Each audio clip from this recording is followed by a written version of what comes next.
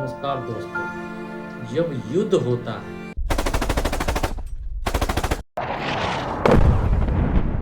तो खबरों में देश जीतता है, लेकिन सच तो ये है कि हर युद्ध में हार जाते हैं बच्चे, इंसानियत। क्या आपने कभी सोचा है कि उन बच्चों का क्या होता है जिनका बचपन ही जल जाता है बमों की आग से?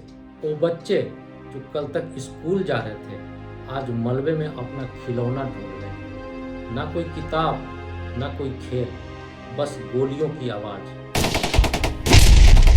और डर से भरी हुई रातें। युद्ध सिर्फ जमीन ही नहीं छीनता, वो बच्चों से उनका बचपन, कैरियर और भविष्य ही छीन लेता है। युद्ध में हजारों बच्चे अनाथ हो जाते हैं, कुछ तो भूख से मर जाते हैं और कई जिंदा रहकर भी अंदर से टूट जाते हैं। क्या ये बच्चे किसी देश के दुश्मन थे या ऐसी दुनिया में पैदा ले लिए जहाँ पे इंसानियत ही मर चुकी है? अगर युद्ध जरूरी है तो क्या इन बच्चों की कुर्बानी भी जरूरी है?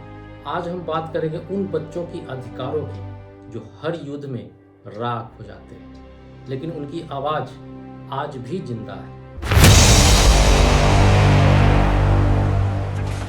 ईरान के मीनाव की प्राथमिक स्कूल में पढ़ने वाले 6 से 12 साल के बच्चे, उनको क्या मालूम था कि अपने पेरेंट्स को टाटा बाय बाय बोल करके जा रहे हैं, ये इनकी आखिरी टाटा बाय बाय होगी। इसी साल 18 फरवरी को इस प्राथमिक स्कूल पे हुए हमले पूरे दुनिया को झकझोर कर रख दिया।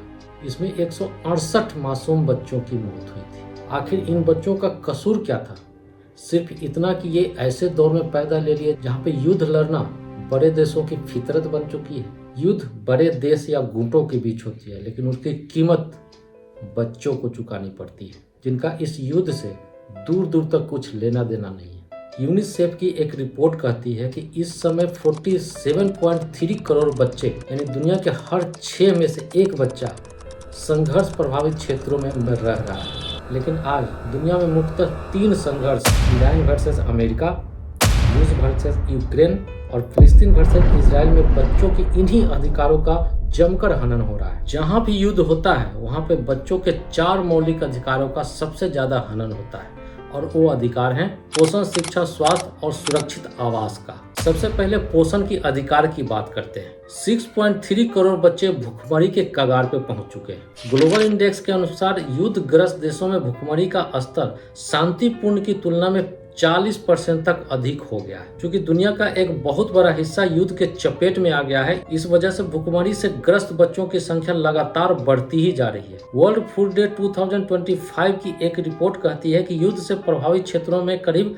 6.3 करोड़ बच्चे भुखमरी के कगार पर पहुंच चुके हैं। दूसरा है स्वास्थ्य का अधिकार। 40% बच्चों को वैक्सीन नहीं लग पाई है। यूनिसेफ की इस रिपोर्ट को देखिए, युद्धग्रस्त क्षेत्रों में करीब 40% बच्चे ऐसे हैं जिनको वैक्सीन या तो लगी नहीं है या वहां तक डोज पहुंच ही नहीं पाई। इससे बच्चे खसरा और पोलियो जैसे बीमारियों के प्रकोप के प्रति ज्यादा ही संवेदनशील हो गए हैं। इम्यूनिटी कमजोर होने की वजह से युद्ध प्रभावित क्षेत्रों में 5 वर्ष से कम आयु के बच्चों की मृत्यु का सामान्य क्षेत्रों की तुलना में दोगुनी तक हो गई है। तीसरा है शिक्षा का अधिकार। 7.80 करोड़ से अधिक बच्चे स्कूल नहीं जा पा रहे हैं। इस रिपोर्ट को देखिए, युद्ध से प्रभावित क्षेत्रों में शिक्षा की स्थिति इतनी गंभीर हो गई है कि यूनेस्को के अनुसार इन देशों में 7.8 करोड़ बच्चे स्कूल से बाहर हैं। फिलिस्तीनी शिक्षा मंत्रालय के अनुसार मार्च 2025 तक गाजा के 87.5 स्कूल या तो ध्वस्त हो गए थे या बुरी तरीके से बर्बाद हो गए थे। इससे वहां के सभी 6.25 लाख बच्चे स्कूल नहीं जा पा रहे हैं। यूक्रेन में 3,370 शिक्षा संस्थानों को पूर्ण रूप से या आंशिक रूप से नुकसान पहुंचा है। चौथा है घर का अधिकार। 4.72 करोड़ बच्चे अपनी जगह से विस्थापित हो चुके हैं। यूएन की इस रिपोर्ट को देखिए, 2024 के अंत तक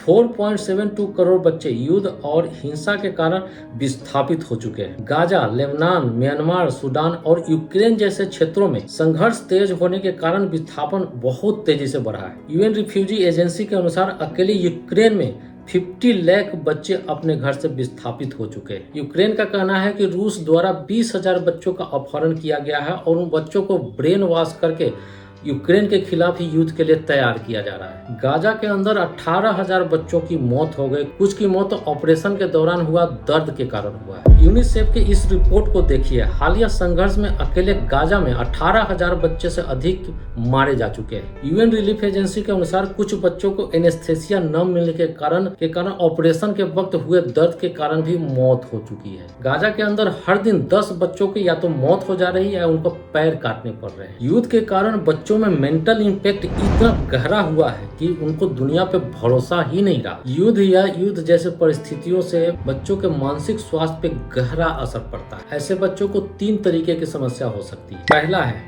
टॉक्सिक स्ट्रेस। अगर किसी एरिया में लंबे समय तक युद्ध जैसी परिस्थिति बनी रही तो बच्चों के मस्तिष्क में टॉक्सिक स्ट्रेस नाम की बीमारी हो सकती है। यह एक ऐसा स्ट्रेस है जो मस्तिष्क का प्रीफ्रंटल कॉर्टेक्स यानी निर्णय लेने का केंद्र और हिप्पोकैम्पस यानी याददाश्त का केंद्र, ये दोनों के बीच में न्यूरल कनेक्शन काफी कमजोर हो जाता है। इससे बच्चों में सीखने की क्षमता या भावना को कंट्रोल करने की क्षमता काफी हद तक खत्म हो जाती है। और दूसरा है पोस्ट ट्रॉमेटिक स्ट्रेस डिसऑर्डर। अध्ययन से पता चला है कि युद्धग्रस्त क्षेत्रों में बच्चों का जो मस्तिष्क होता है, बच्चों के पोस्ट ट्रॉमेटिक स्ट्रेस डिसऑर्डर का लक्षण काफी बढ़ जाता है। इस तरीके की बीमारी में बच्चों में हमेशा डर का माहौल, बुरे बुरे सपने आना और नींद नहीं आने की समस्या हो जाती है। तो दोस्तों, हर एक युद्ध में बच्चों के अधिकार राख होते जा रहे हैं।